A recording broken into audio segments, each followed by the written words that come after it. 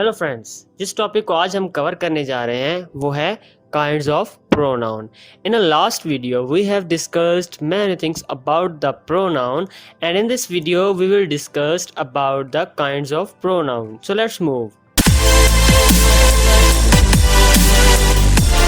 First of all, I will tell you about the kinds.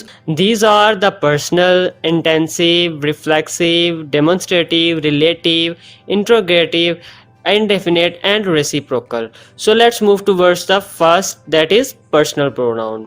First, personal pronoun says that personal pronoun mostly shows the person, that is first person, the second person और the third person.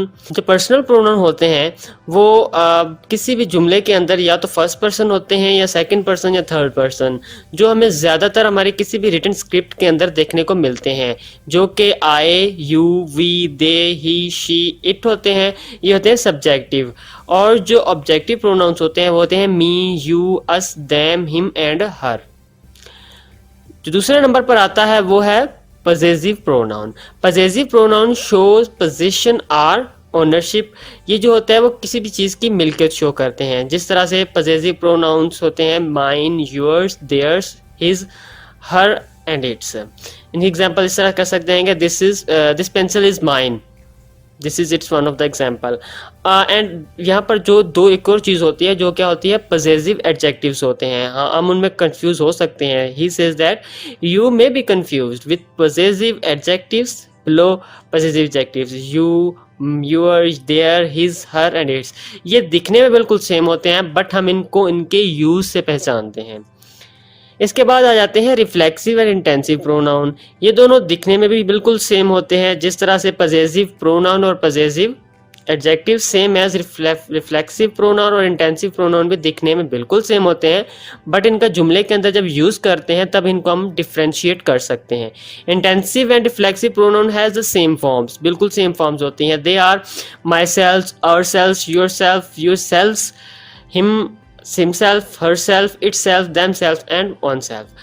Now we will discuss something about the intensive pronoun. Most of the time intensive pronoun come after the word it stands for. ये हमेशा उस word के बाद आते हैं जिसके लिए यूज किए होते हैं.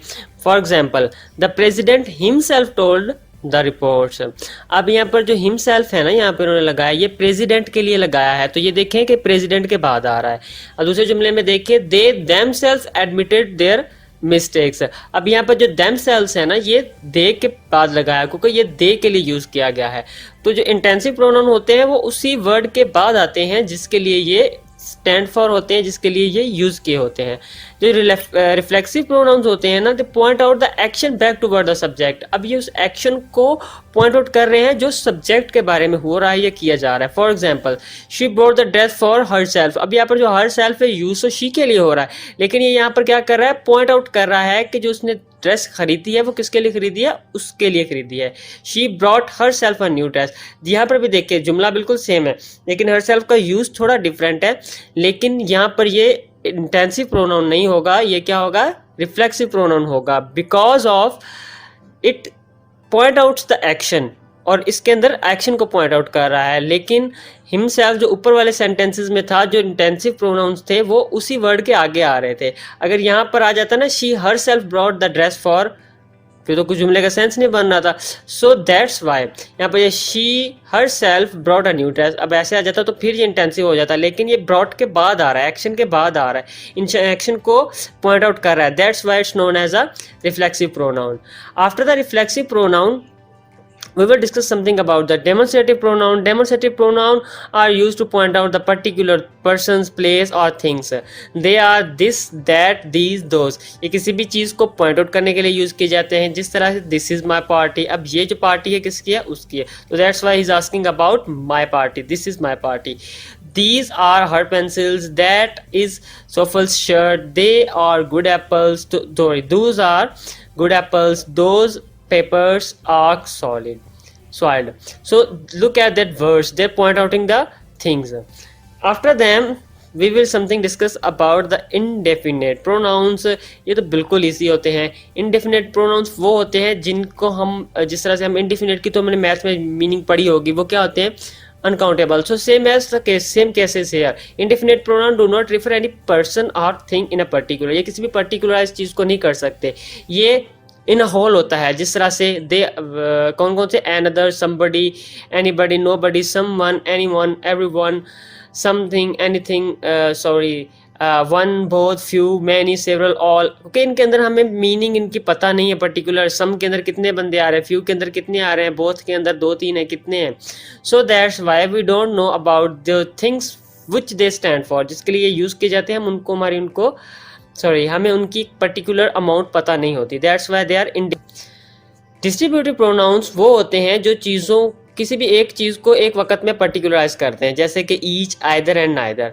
Each of man received the reward, either of you can go, neither of acquisitions is true. अब एक वक्त पर एक चीज़ को जो शो करे वो क्या होता है, डिस्ट्रीब्यूटिव प्रोनाउन।